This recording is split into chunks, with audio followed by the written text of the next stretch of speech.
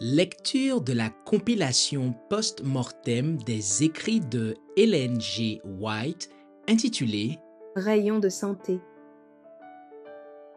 Chapitre 14. Remèdes naturels. La maladie a toujours une cause. La négligence des lois de la santé lui ouvre la voie.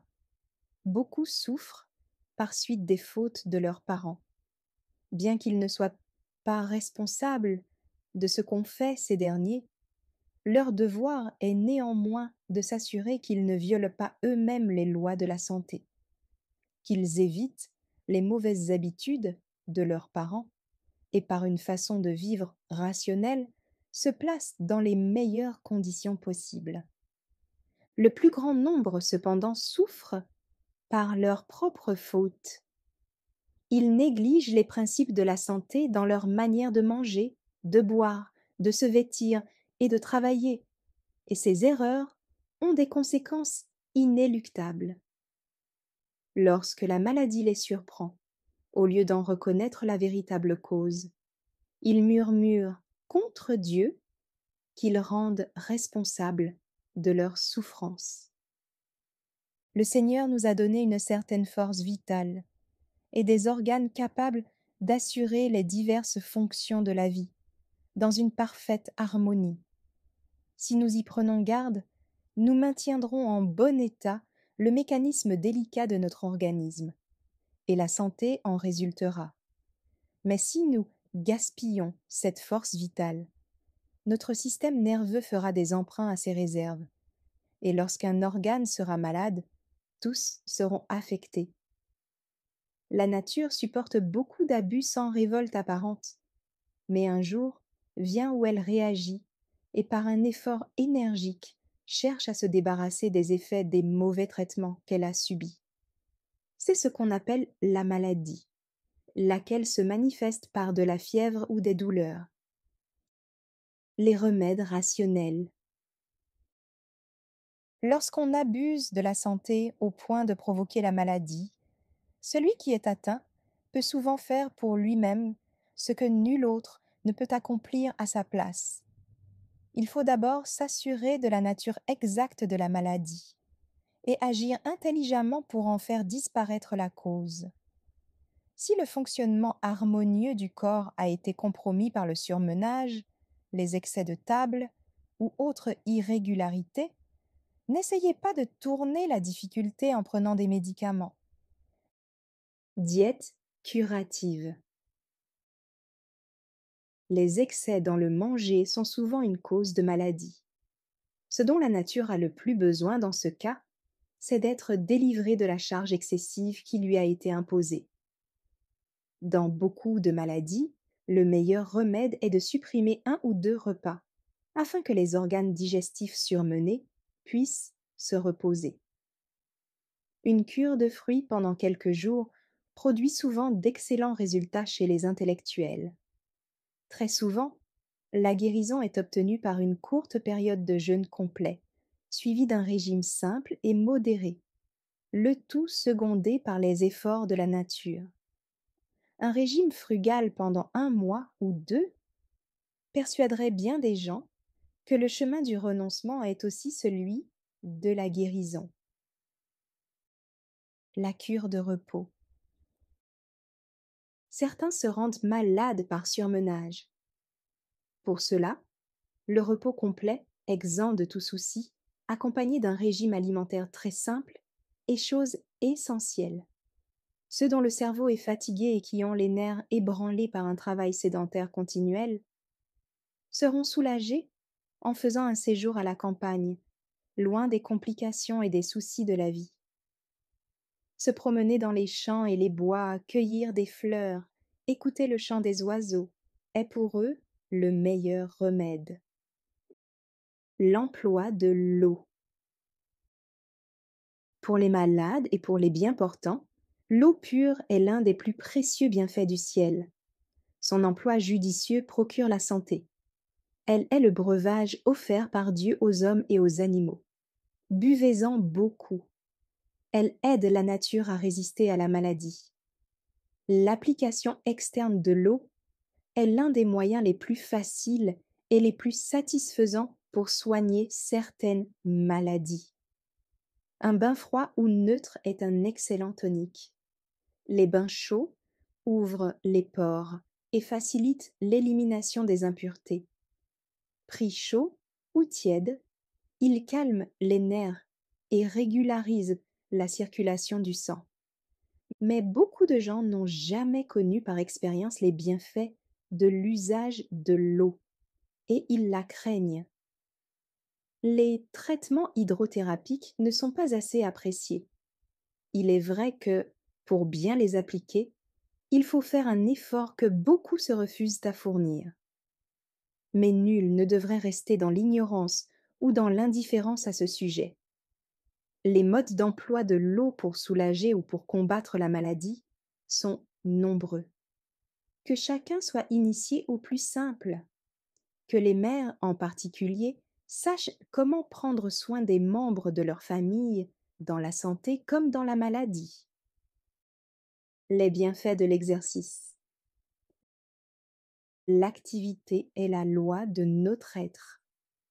Chaque organe du corps a sa fonction déterminée dont dépend sa force et son développement.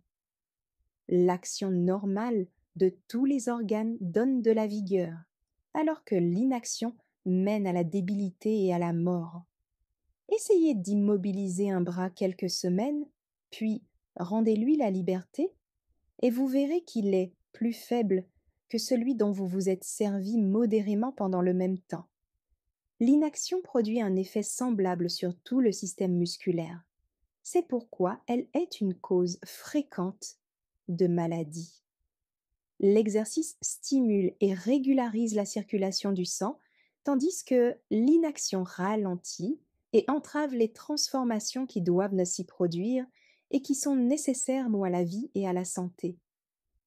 La peau devient paresseuse. Les impuretés ne sont pas éliminées aussi complètement que lorsque la circulation est activée par un exercice vigoureux, l'épiderme maintenu sain et les poumons remplis d'air. Cet état de choses double le travail des organes excréteurs et la maladie en résulte. Il ne faut pas conseiller aux invalides de rester inactifs. Le repos absolu peut éloigner une maladie sérieuse, dans certains cas de surmenage intense, mais dans les cas d'invalidité chronique, il est rarement nécessaire de suspendre toute activité. Les surmenés intellectuels devraient chasser de leur esprit toute pensée fatigante, mais sans en arriver à s'interdire toute activité mentale. Beaucoup ont une tendance à considérer leur condition comme plus mauvaise qu'elle ne l'est en réalité. Cet état d'esprit est défavorable à la guérison et ne doit pas être encouragé. Les ecclésiastiques, les professeurs, les étudiants ou autres intellectuels sont souvent malades en raison d'un surmenage cérébral non tempéré par l'exercice physique. Ils auraient besoin d'une vie plus active. Des habitudes strictement tempérantes, jointes à des exercices appropriés, assureraient à tous les travailleurs intellectuels la vigueur mentale et physique et leur donneraient une grande puissance d'endurance. Ceux que les travaux physiques ont épuisés ne devraient pas être encouragés à abandonner toute activité manuelle. Mais pour être bienfaisantes, il faut que leur besogne soit systématique et agréable. L'exercice en plein air est le meilleur. Il doit être fait de manière à fortifier les organes affaiblis. Il importe de s'y adonner avec plaisir. Que le travail manuel ne dégénère jamais en une corvée désagréable. Lorsque les malades n'ont rien pour occuper leur temps et leur attention, ils concentrent leurs pensées sur eux-mêmes et deviennent pessimistes et irritables. Ils se complaisent à broyer du noir, croient que leur état est pire qu'il n'est en réalité, et qu'ils sont incapables de faire quoi que ce soit. Dans tous les cas, un exercice physique bien dirigé serait un remède efficace.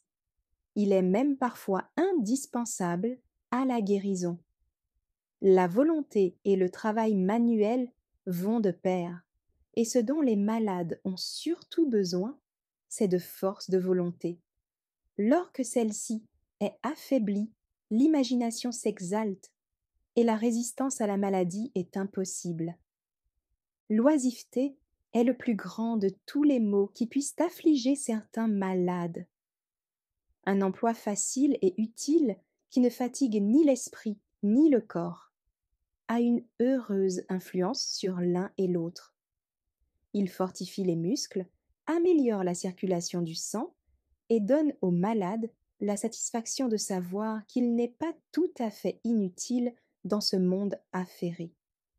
Au début, il ne pourra peut-être pas faire grand-chose, mais il verra augmenter rapidement ses forces, et on pourra lui confier un travail plus pénible. L'exercice est favorable aux dyspeptiques, car il communique une saine émulation aux organes digestifs. Tout travail cérébral intense et tout exercice physique violent après les repas entravent la digestion. Mais une courte promenade, la tête droite et les épaules rejetées en arrière, est très profitable. Malgré tout ce qui a été dit ou écrit concernant l'importance de l'exercice physique, beaucoup le négligent encore. L'embonpoint chez plusieurs provient de l'encrassement de leur organisme par des déchets non éliminés. D'autres s'affaiblissent et maigrissent parce que leurs forces vitales sont épuisées par les efforts nécessaires à l'assimilation d'un excès de nourriture. Le foie est surmené dans son rôle de purificateur du sang et la maladie s'ensuit. Les sédentaires devraient faire chaque jour, hiver comme été, de l'exercice en plein air lorsque le temps le permet. La marche est préférable à la bicyclette ou à la voiture, parce qu'elle met en mouvement un plus grand nombre de muscles. Elle oblige les poumons à respirer profondément, car on ne peut marcher rapidement sans les remplir d'air. Un tel exercice serait souvent meilleur qu'un remède. Les médecins ordonnent parfois un voyage sur l'océan, une saison aux eaux, un changement de climat, alors que, dans bien des cas, une nourriture frugale et un exercice agréable et sain rendraient la santé au malade, tout en lui épargnant du temps et de l'argent. Merci d'avoir écouté cette lecture. Si vous avez des questions ou des remarques sur le thème abordé, n'hésitez pas à les partager dans les commentaires et notre équipe ne manquera pas de les considérer. À bientôt sur lereste.org.